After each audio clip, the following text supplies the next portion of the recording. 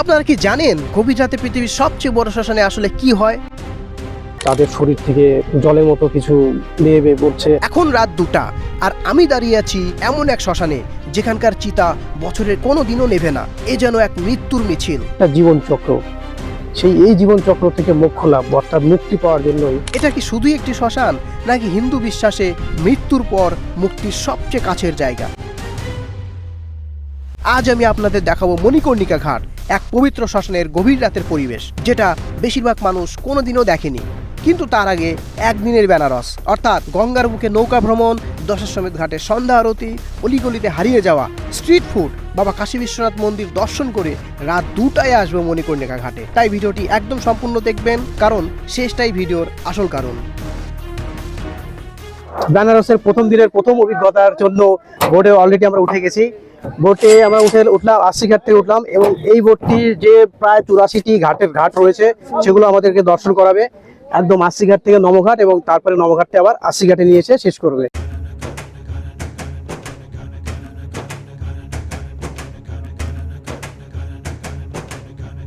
অসাধারণ অভিজ্ঞতা, জাস্ট অসাধারণ।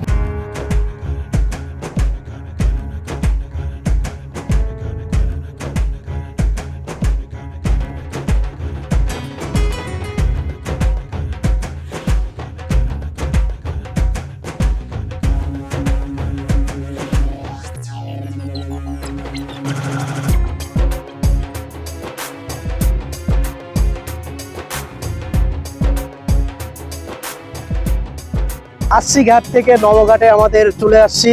অনেকটা দারুণ একটা অভিজ্ঞতা হলো, অসাধারণ সব দৃশ্য ছিল, অনেক সুন্দর লাগলো, অনেক ভালো লাগলো। এইবার নবঘাট থেকে আবার 80 ঘাটে আমাদের নিয়ে যাবে।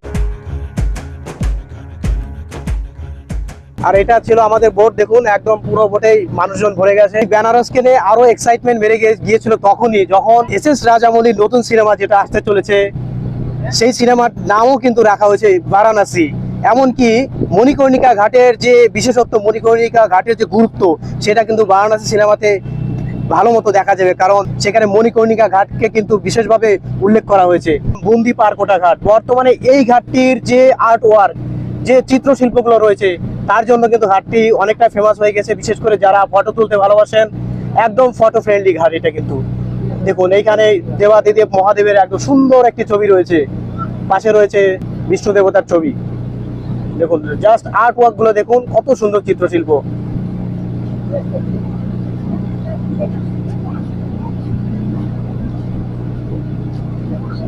আর ওই দূরেই লেখা রয়েছে বুন্দি পারকোটা ঘাট। আমি আপনাদের এই ভিডিওতে একটা অ্যানাউন্সমেন্ট করে দিচ্ছি যে আমার নেক্সট ব্লগ যেটা হবে, সেটা আমি চাইছি নমঘাট থেকে একদম 80 ঘাট অব্দি হেঁটে যাওয়া, যাতে ঘাটগুলোকে আমি একদম কাছ থেকে দেখতে পারি। ঘাটগুলোর পৌরাণিক ঐতিহাসিক যে কাহিনী, ইতিহাস রয়েছে, সেগুলো আমি আপনাদের সঙ্গে শেয়ার করতে পারি। তো বন্ধুরা, বোট রাইড করার পরে আমরা দশাশ্বমেধ ঘাটের আগেই আমাদেরকে নামিয়ে দিয়েছে। আপনারা যদি পরবর্তীকালে যারা নৌকা ভ্রমণ করবেন, আপনাদের যখন নমঘাট থেকে যখন ব্যাক করে আবার 80 ঘাটে নিয়ে যাবে, তখন এই দশাশ্বমেধ ঘাটের আগে কোথাও আপনাদেরকে নামিয়ে দিবে। আপনাদের বলবে, যদি আপনারা এই বিকেলের আগে যদি দশাশ্বমেধ ঘাটের আগে নেমে যান, তাহলে কিন্তু আপনারা খুব সুন্দরভাবে দশাশ্বমেধ ঘাটের সেই গঙ্গা আরতি দেখতে পারবেন। তো আমরা সেটাই ডিসাইড করেছি, আমরা আর 80 ঘাটে গেলাম না, ওই জন্য এই দশাশ্বমেধ ঘাটের আগে নেমে গেলাম। কারণ আমি আপনাদেরকে যে এই গঙ্গা আরতি যে দেখাবো, আমরা এই দশাশ্বমেধ ঘাটের কাছাকাছি চলে আসছি। এখন আমাদেরকে জায়গা ধরতে হবে। ছোট দিনের বেলা যদি আগে থেকে যদি জায়গা না ধরি, তাহলে তো ভালোভাবে তুলতে পারবো না। তো সেই জন্য আগেই নেমে গেলাম। এখন দশাশ্বমেধ ঘাটে যাব, গিয়ে ভালো একটা জায়গা দেখে সেখানে বসে আপনাদের সম্পূর্ণ গঙ্গা আরতিটা দেখাবো। 3:45 বাজতে চললো, আর দশাশ্বমেধ ঘাটের এখন জাস্ট দেখুন কত আগে সব বসে পড়েছে মানুষজন, সব কিন্তু বসে পড়েছে। কারণ আগে না বসলে কেউই সিট ভালো মতো পাবে না, আর সন্ধ্যা আরতিটাও মন মতো কেউ দেখতে পারবে না। আমরা এত আগে চলে আসছি, তাও আমরা 1 2 3 4 নাম্বার লাইনে বসেছি। তবে আমার সামনে একদম মেন দশাশ্বমেধ ঘাটের যে মেন যেটা আসল যে সন্ধ্যা আরতির জায়গা, সেটা আমার সামনেই রয়েছে। 4 নাম্বার লাইন থেকে চলে আসলাম 2 নাম্বার লাইনে, কারণ আমার পেছনে যে কাকুটি বসে আছেন, এনারা আসছে মহারাষ্ট্র থেকে। আমার ব্লগ করা দেখে বলছে যে আমাকেও নাও। তো বললাম ঠিক আছে, সামনের সিটটা যখন ফাঁকা আছে তাহলে সামনের সিটে বসি, তাহলে আপনারা পেছন থেকে চলে আসবেন আর আমি আরও ভালো মতো দেখাতে পারবো। এই দেখুন আমার সামনে শুধু লাইন, আর আমি একদমই অনেক সামনে চলে আসছি। এই মুহূর্তে ম্যাটগুলো পেতে দেওয়া হচ্ছে, যেসব জায়গা রয়েছে ধীরে ধীরে সাজানো হচ্ছে সব কিছুই। তবে দেখুন জাস্ট এখন 4টা বাজতে চললো, তবে তাই এত মানুষজন চলে আসছে, একদম মানে প্রায় ভরে গেছে। তো দশমের ঘাটের সন্ধ্যা আরতি দেখতে হলে কিন্তু আপনাদের যতটা পারবেন আগে আসার চেষ্টা করবেন। আমি আপনাদের বলি, বেনারসে মোট 3টি ঘাটে গঙ্গা আরতি হয়। সকালের আরতি যেটা হয় সেটা হয় আশি ঘাটে, সন্ধ্যা আরতি যেটা হয় সেটা হয় দশাশ্বমেধ ঘাট থেকে। আরও একটি ঘাটে আরতি হয়, সেখানে লোক সংখ্যা খুব কম থাকে, আবার অনেকেই জানে না। আমি এই বিষয়টি আমি আপনাদের নেক্সট যে ব্লগ আসবে সেখানে আমি আপনাদের বলবো।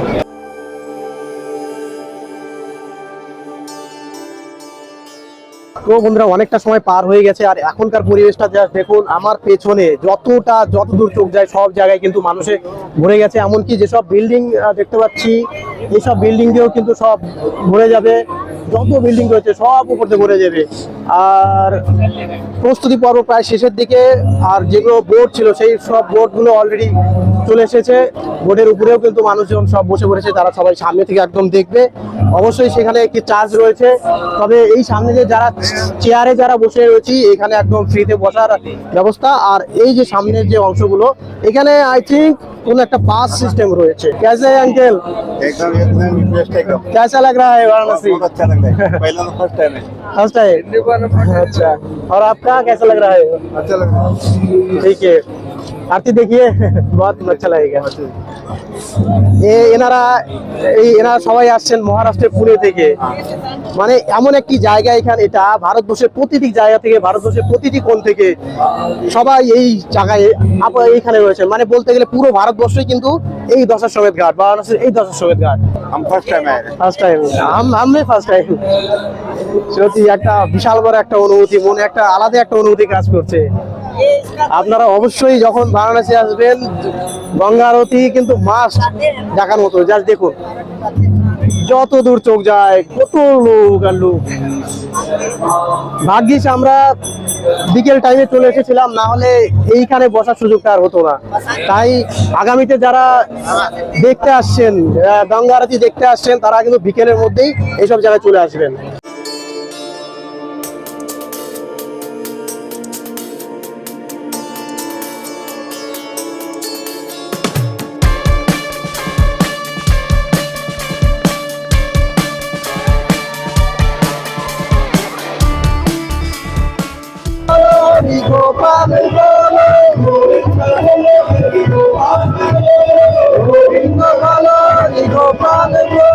বন্ধুরা আমরা প্রায় অন্তিম পর্যায়ে চলে এসেছি, এখন শুরু হতে চলছে গঙ্গা আরতি।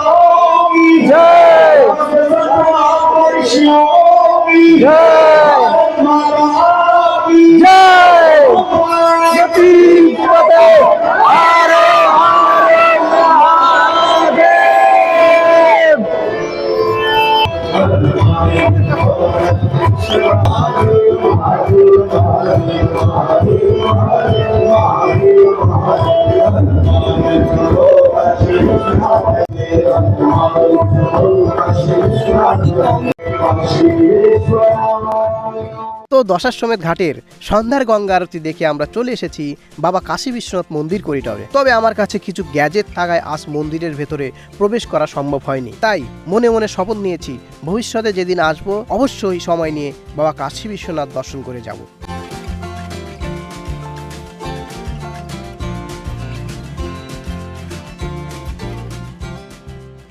এভাবে আমরা বিভিন্ন স্ট্রিট ফুডের স্বাদ নিয়ে গভীর রাতে মণিকর্ণিকায় চলে যাই। তবে সবচেয়ে বেশি ভালো লাগা রাবড়ির স্বাদ গ্রহণের পর, যেটা বলতেই হয় ভাই সেরা জিনিস একটা, এই যে একদম সেরা সেরা।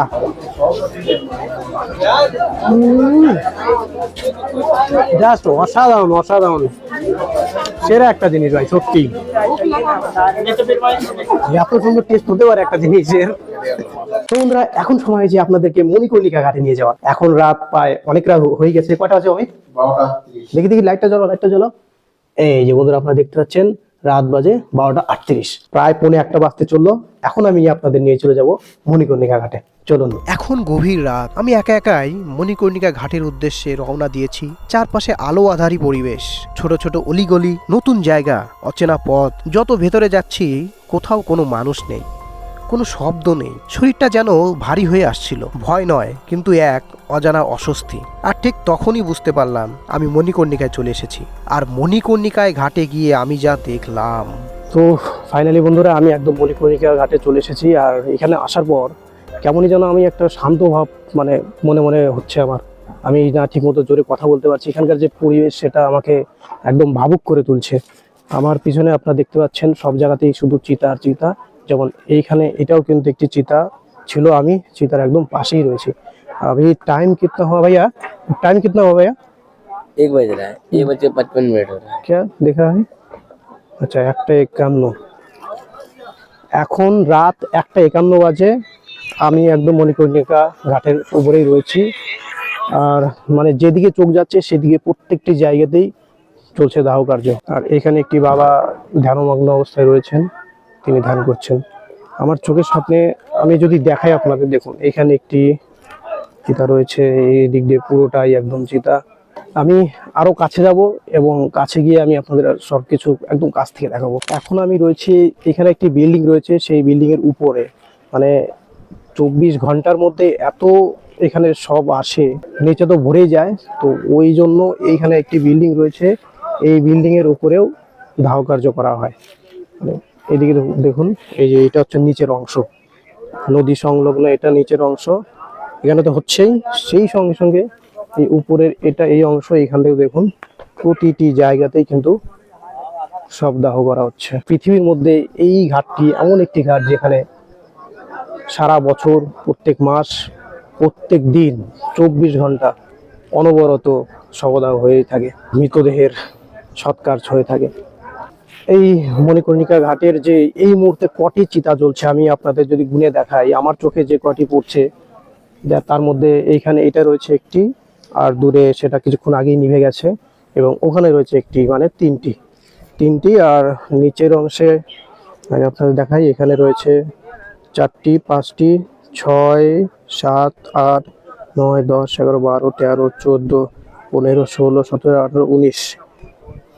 ওইদিকে একটা রয়েছে 20, আর ওই মন্দিরের পিছনে রয়েছে 21 টোটাল। তো আপনারা ভাবতে পারছেন এখন প্রায় রাত 3টার কাছাকাছি এত কটা মৃতদেহের সৎকার্য চলছে। মানে এখানকার যে দৃশ্যগুলো, যেটা আমাকে বারবার ভাবাচ্ছে, কয়েকটি চিতা থেকে একদম মৃতদেহ প্রায় পরিষ্কার দেখা যাচ্ছে।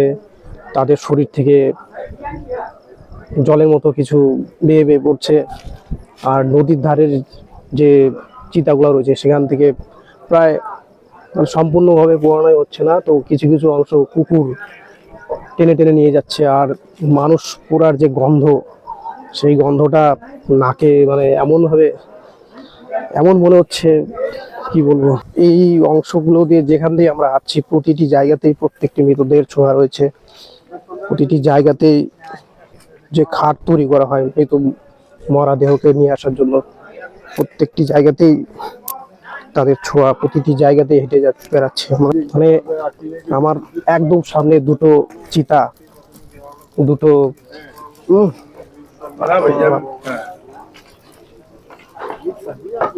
এই পৃথিবীর বুক থেকে দুটো দেহ একদম নিঃস্ব হয়ে গেল।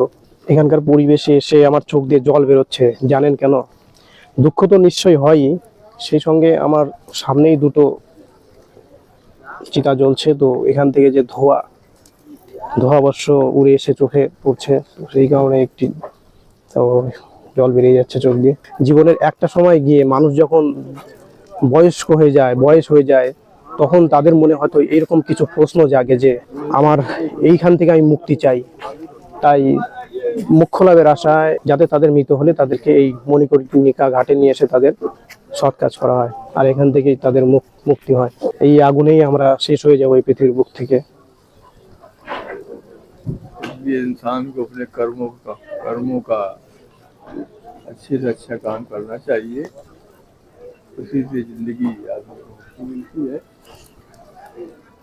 আপনারা কি কখনো ভেবে দেখেছেন মণিকর্ণিকায় প্রতিদিন এত শত শত দেহ কেন আসে? কেন দেশের দূর দূরান্ত থেকে মানুষ শেষ যাত্রার জন্য এই ঘাটকেই বেছে নেয়? আর কেনই বা এখানকার চিতা কোনো দিনও নেভে না? এর উত্তর লুকিয়ে আছে বিশ্বাসে, ইতিহাসে আর মানুষের চূড়ান্ত আকাঙ্ক্ষায়। হিন্দু শাস্ত্র বলে কাশী মোক্ষের নগরী, আর কাশীর বুকে মণিকর্ণিকা হলো সেই মুক্তির দ্বার। বিশ্বাস করা হয় কাশীতে যদি কারো দাহ করা হয় তাহলে আত্মাকে আর পুনর্জন্মের চক্রে ফিরতে হয় না। ভগবান শিব নিজে মৃতের কানে উচ্চারণ করেন তারক মন্ত্র, যা আত্মাকে নিয়ে যায় চূড়ান্ত মুক্তির পথে। এই বিশ্বাস শুধু গল্প নয়, গরুর পুরাণ, স্কন্দ পুরাণ, কাশীখণ্ড সবখানেই এর উল্লেখ পাওয়া যায়। আত্মার এই বারবার জন্ম মৃত্যুর জীবন চক্র থেকে মুক্তি পাওয়ার কারণেই শেষ সময়ে এসে মানুষ চায় আমার শেষটা এখানকার আগুনেই নিঃশেষ হোক। ঐতিহাসিকভাবে হাজার হাজার বছর ধরে মণিকর্ণিকা ছিল কাশীর প্রধান শ্মশান। রাজা হোক বা সাধারণ মানুষ, এই শ্মশানে তাদের শেষ যাত্রা সম্পূর্ণ হয়েছে। তাই এখানে মৃত্যু কখনো থামেনি, তাই চিতাও কখনো নেভেনি। আর মৃত্যু এখানে শেষ নয়, এখানে মৃত্যু মানে মুক্তি। দিন হোক বা রাত, ঝড় হোক বা বন্যা, আগুন জ্বলেই চলে। আর সেই আগুনে পুড়ে যায় মানুষের অহংকার, পরিচয়, ক্ষমতা, সব কিছু। শেষে থেকে যায় শুধু একটাই সত্য, সবাই সমান, আর সবাইকে একদিন যেতে হয়। শেষ যাত্রায় সঙ্গে কিছুই যায় না, থাকে শুধু আমরা কেমন মানুষ ছিলাম।